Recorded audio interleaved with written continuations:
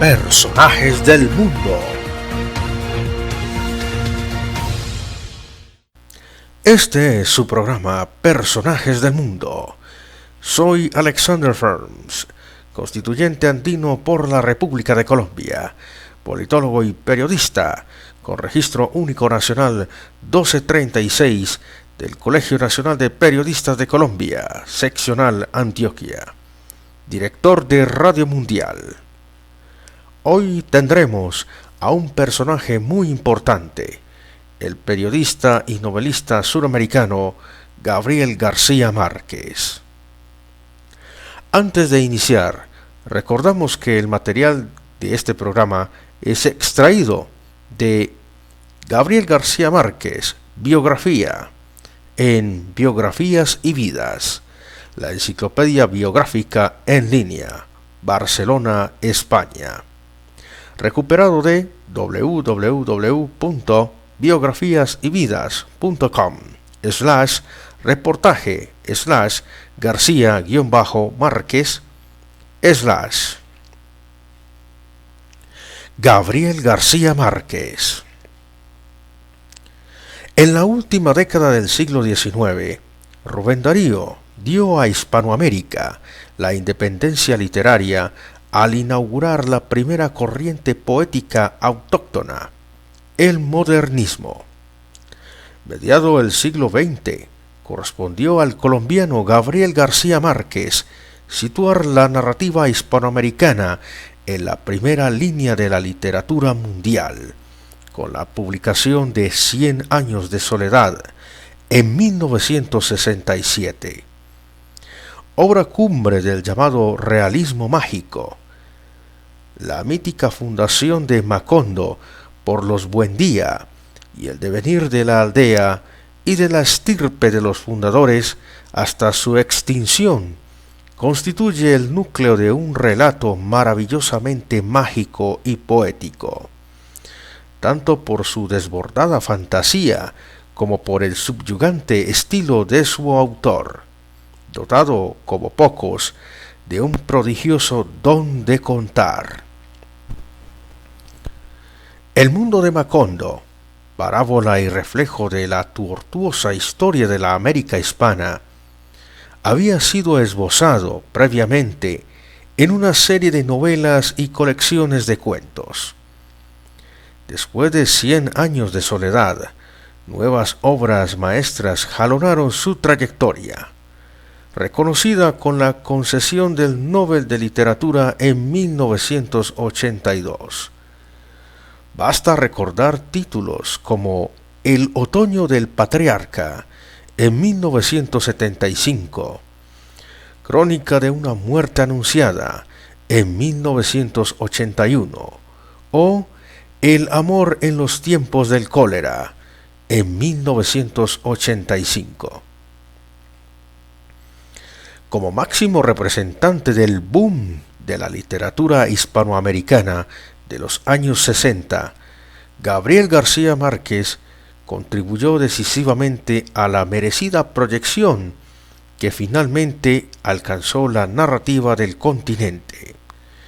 El fenómeno editorial del boom supuso, en efecto, el descubrimiento internacional de numerosos novelistas de altísimo nivel, apenas conocidos fuera de sus respectivos países. La infancia mítica. Gabriel García Márquez nació en Aracataca, Magdalena, el 6 de marzo de 1927. Creció como niño único entre sus abuelos maternos y sus tías, pues sus padres, el telegrafista Gabriel Eligio García y Luisa Santiago Márquez, se fueron a vivir, cuando el pequeño Gabriel contaba solo 5 años, a la población de Sucre, en la que don Gabriel Eligio abrió una farmacia y Luisa Santiago daría a luz a la mayoría de los 11 hijos del matrimonio.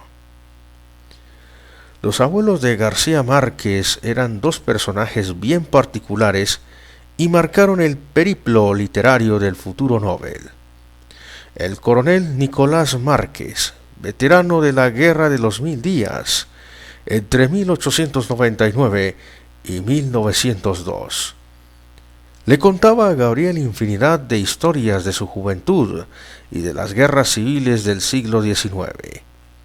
Lo llevaba al circo y al cine, y fue su cordón umbilical con la historia y con la realidad. Doña Tranquilina Iguarán, su segatona abuela, pasaba los días contando fábulas y leyendas familiares, mientras organizaba la vida de los miembros de la casa de acuerdo con los mensajes que recibía en sueños. Ella fue la fuente de la visión mágica, supersticiosa y sobrenatural de la realidad. Entre sus tías, la que más lo marcó fue Francisca, quien tejió su propio sudario para dar fin a su vida. Gabriel García Márquez aprendió a escribir a los 5 años en el Colegio Montessori de Aracataca con la joven y bella profesora Rosa Elena Ferguson, de quien se enamoró. Fue la primer mujer que lo perturbó. Cada vez que se le acercaba le daban ganas de besarla, y solo por el hecho de verla iba con gusto a la escuela. Rosa Elena le inculcó la puntualidad y el hábito de escribir directamente en las cuartillas, sin borrador. En ese colegio permaneció hasta 1936, cuando murió el abuelo y tuvo que irse a vivir con sus padres al sabanero y fluvial puerto de Sucre. De allí pasó interno al Colegio San José de Barranquilla, donde a la edad de 10 años ya escribía versos humorísticos. En 1940, gracias a una beca, ingresó en el internado del Liceo Nacional de Zipaquirá, una experiencia realmente traumática. El frío del internado de la ciudad de La Sal lo ponía melancólico y triste. Embutido siempre en un enorme saco de lana, nunca sacaba las manos por fuera de sus mangas, pues le tenía pánico al frío.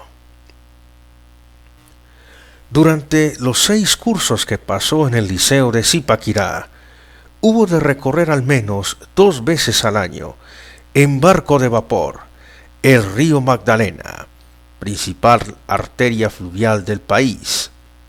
Esta experiencia, acaso la última remarcable, y sobre todo aquella asombrada primera infancia en Aracataca, hasta los 9 años, con el incontenible aluvión de historias y leyendas oídas de sus abuelos y sus tías, configuran el sustrato mítico del que García Márquez partiría para la composición de 100 años de soledad y la mayor parte de sus obras.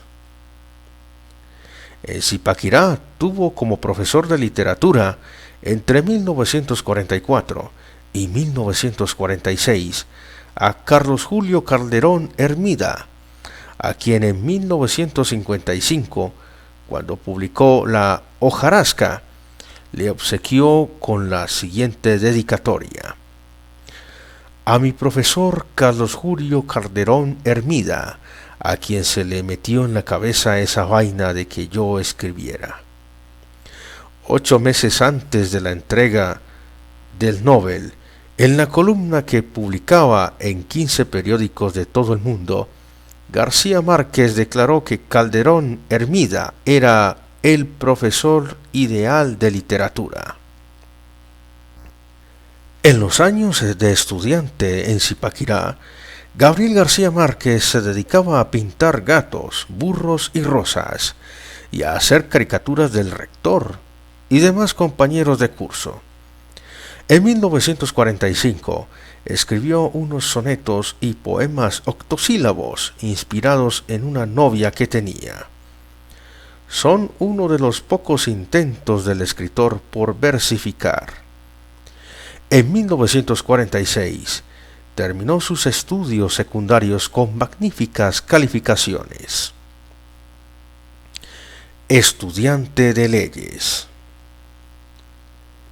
En 1947, presionado por sus padres, se trasladó a Bogotá para estudiar Derecho en la Universidad Nacional, donde tuvo como profesor a Alfonso López Michelsen y se hizo amigo de Camilo Torres Restrepo.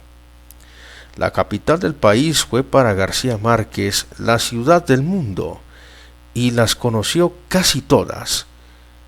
¿Qué más lo impresionó? Pues era una ciudad gris, fría, donde todo el mundo se vestía con ropa muy abrigada y negra. Al igual que en Zipaquirá, García Márquez se llegó a sentir como un extraño en un país distinto al suyo. Bogotá era entonces una ciudad colonial, de gentes introvertidas y silenciosas, todo lo contrario al Caribe, en donde la gente sentía la presencia de otros seres fenomenales, aunque éstos no estuvieran allí. Los estudios de leyes no eran propiamente su pasión, pero logró consolidar su vocación de escritor. El 13 de septiembre de 1947 publicó su primer cuento, La Tercera Resignación. En el número 80 del suplemento fin de semana del rotativo El Espectador, dirigido por Eduardo Zalamea Borda, Zalamea, que firmaba sus columnas con el seudónimo de Ulises, escribió en la presentación del relato que García Márquez era el nuevo genio de la literatura colombiana. Las ilustraciones del texto estuvieron a cargo de Hernán Merino. A las pocas semanas apareció un segundo cuento, Eva está dentro de un gato. El 9 de abril de 1948 fue asesinado el líder de la oposición, Jorge Eliezer Gaitán. Los violentos desórdenes que ese mismo día asolaron la capital, en una jornada de revuelta conocida como el Bogotazo, fueron la causa de que la Universidad Nacional cerrara indefinidamente sus puertas. García Márquez perdió muchos libros y manuscritos en el incendio de la pensión donde vivía y se vio obligado a pedir traslado a la Universidad de Cartagena, donde siguió siendo un alumno irregular. Nunca se graduó, pero inició una de sus principales actividades periodísticas, la de columnista. Manuel Zapata Olivela le consiguió una columna diaria en el recién fundado periódico El Universal. El Grupo de Barranquilla. A principios de los años 40, comenzó a gestarse en Barranquilla una especie de asociación de amigos de la literatura que se llamó el Grupo de Barranquilla. Su cabeza rectora era don Ramón Viñes, el sabio catalán, dueño de una librería en la que se vendía lo mejor de la literatura española, italiana, francesa e inglesa. Orientaba al grupo en las lecturas, analizaba autores, desmontaba obras y las volvía a armar, lo que permitía descubrir los trucos de que se servían los novelistas. La otra cabeza era José Félix Fuenmayor, que proponía los temas y le enseñaba a los jóvenes escritores, en ciernes Álvaro Cepeda Zamudio, Alfonso Fuenmayor y Germán Vargas, entre otros, la manera de no caer en lo folclórico. Gabriel García Márquez se vinculó a ese grupo. Al principio viajaba desde Cartagena a Barranquilla cada vez que podía. Luego, gracias a una neumonía que le obligó a recluirse en Sucre, cambió su trabajo en el Universal por una columna diaria en el Heraldo de Barranquilla, que apareció a partir de enero de 1950, bajo el encabezado de La Jirafa, y firmada por Septimus. En el periódico barranquillero trabajaban también Cepeda Zamudio, Vargas y Fuenmayor. García Márquez escribía leía y discutía todos los días con los 3 redactores. El inseparable cuarteto se reunía a diario en la librería del Sabio Catalán, o se iba a los cafés a beber cerveza y ron hasta altas horas de la madrugada.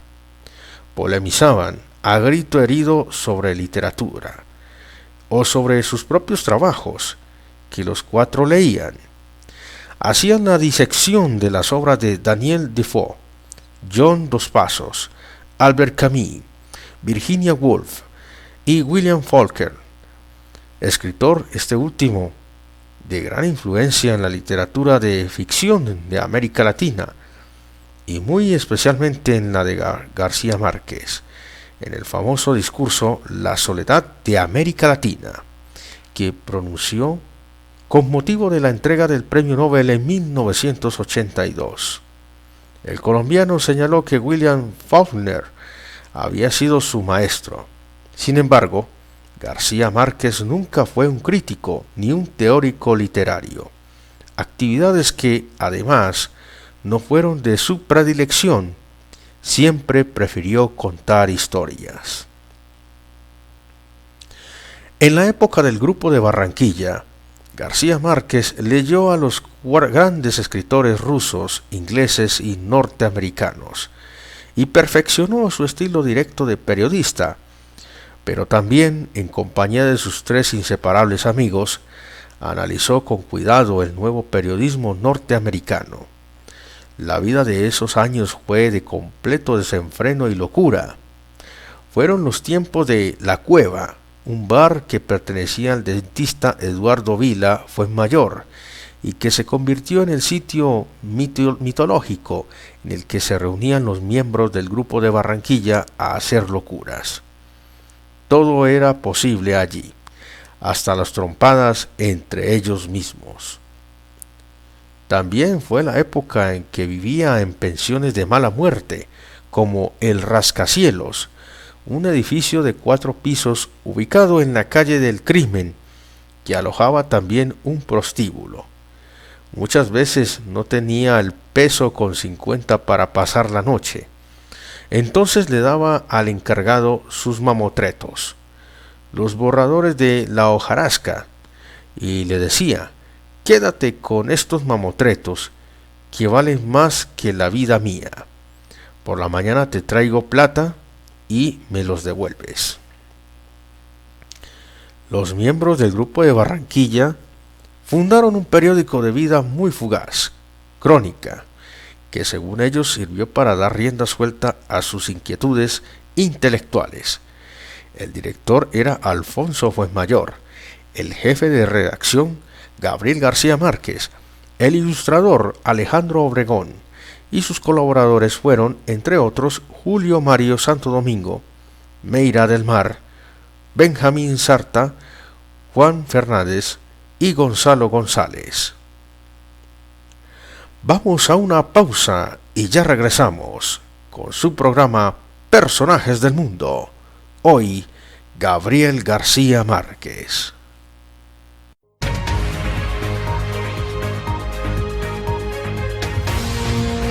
Personajes del Mundo.